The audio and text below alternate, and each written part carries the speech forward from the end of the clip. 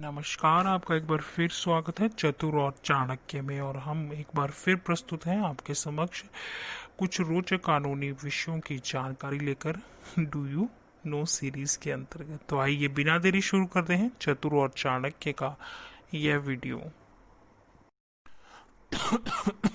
तो भाई चतुर, आज चाय पर चर्चा के मूड में लगते हो, क्यों? जी गुरुजी, कुछ ऐसा ही समझ लीजिए। आज जो कानूनी पहेली मैं आपसे पूछने वाला हूँ वो ये है कि गुरुजी, क्या ये बात सही है कि मैजिस्ट्रेट बनने के लिए लॉ का ज्ञान होना, लॉ की जानकारी होना बहुत ज़रूरी है? अरे भाई चतुर, ध्यान से। लॉ में सब कुछ इतना सरल नहीं है। अरे, कहते भी तो हैं law is nothing but common sense, पर दैट इज वेरी अनकॉमन, समझे? जी नहीं गुरुजी, मैं नहीं समझा। आपने तो एक नई पहेली सामने रख दी। ज़रा स्पष्ट करके समझाएंगे? अब ध्यान से सुनो चतुर, देखो, executive magistrate, sub divisional magistrate, इनको लॉ ग्रेजुएट होने की कोई ज़रूरत नहीं है। डिस्ट्रिक्ट मैजिस्ट्रेट आईएएस के एग्ज़ाम से और एग्जेक्टिव मैजिस्ट्रेट कोई भी स्टेट पब्लिक सर्विस कमीशन में एडमिनिस्ट्रेटिव एग्ज़ाम क्लियर करके बन सकते हैं।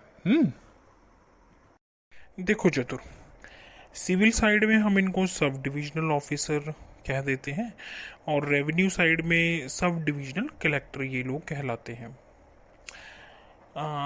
लॉ एंड ऑर्डर जैसा कि पीएम, सीएम, डीएम और एसटीएम करते हैं, और बाकी ये तीन मेनली काम करते हैं, जैसे जुडिशियल मैजिस्ट्रेट क्रिमिनल साइड में, सिविल जजेस सिविल साइड में, रेंट साइड में रेंट कंट्रोलर, और एम्प्लॉयज़ कंपनसेशन एक्ट में जो है एम्प्लॉयज़ कंपनसेशन कमिश्नर जो हैं वो काम करते हैं।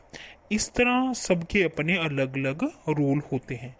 पर तुम्हारा क्वेश्चन यहाँ पर ये है कि क्या जुडिशियल मैजिस्ट्रेट को लॉ ग्रेजुएट होना ज़रूरी है, यही है ना? जी गुरुजी, मेरा प्रश्न यही है कि क्या जुडिशियल मैजिस्ट्रेट को लॉ ग्रेजुएट होना ज़रूरी है? तो हाँ भाई चतुर, बिल्कुल। एक जुडिशियल मैजिस्ट्रेट को लॉ ग्रेजुएट होना बिल्कुल ज़रूरी है। लेकिन अगर स्पेशल जुडिशियल मैजिस्ट्रेट है सेक्शन 13 के अंदर, तो उसको लॉ ग्रेजुएट होने की ज़रूरत नहीं है, और ना ही उसको लोअर जुडिशरी का कोई एग्ज़ाम क्लियर करना पड़ता है। गुरुजी, ये तो बड़ा ही रोचक तथ्य है। सच में क्या ऐसे ही है?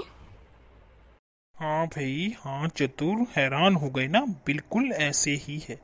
एक स्पेशल जुडिशियल मैजिस्ट्रेट के पास ऑल और एनी, जो एक फर्स्ट क्लास जुडिशियल मैजिस्ट्रेट के पास पावर्स होती है ना, वो सभी उसके पास भी होती हैं। और अब क्वालिफिकेशन की बात कर ली जाए, तो अब यहाँ पर क्वालिफिकेशन क्या होगी उसकी?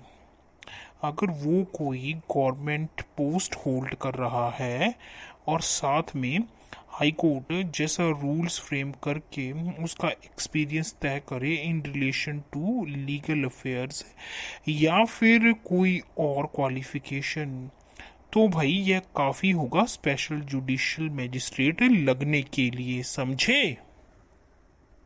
गुरुजी, जैसे फिर यहाँ पर कई बार मैंने ये भी सुना है कि निगोशिएबल इंस्ट्रूमेंट एक्ट के केसेस को डिस्पोज ऑफ करने के लिए हाई कोर्ट कई बार स्पेशल जुडिशियल मैजिस्ट्रेट जो हैं वो अपॉइंट कर देती हैं।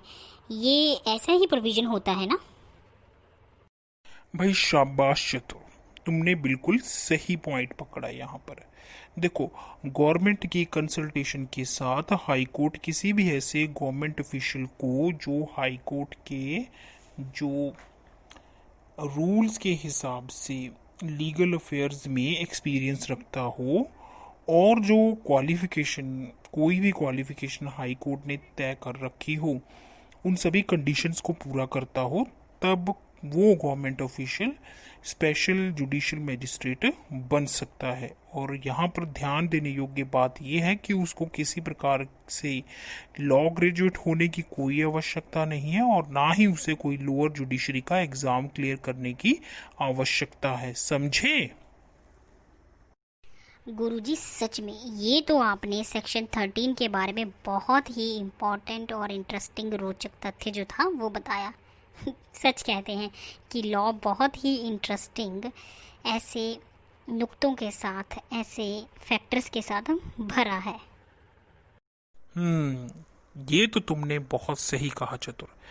भाई अब जाते जाते तुम्हें एक और रोचक जानकारी देता हूँ। जैसा कि हमने एक पुरानी मूवी है धर्माधिकारी, उसमें हमने ग्रामीण न्यायालय का एक रूप देखा। तो भाई ऐसे ही ग्रामीण न्यायालय एक्ट में न्याय अधिकारी होते हैं, समझे?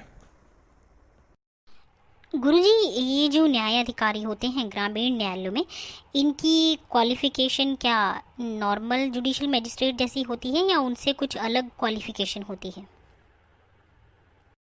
भाई चतुर अब ध्यान से सुनो। देखो, जो ग्रामीण न्यायालयों में न्याय अधिकारी होते हैं ना, उनकी क्वालिफिकेशन बिल्कुल जैसे बाकी जुडिशियल मैजिस्ट्रेट होते हैं, यानी कि उन्हें भी लॉ ग्रेजुएट होना होता है और उनको भी एग्ज़ाम देना पड़ता है।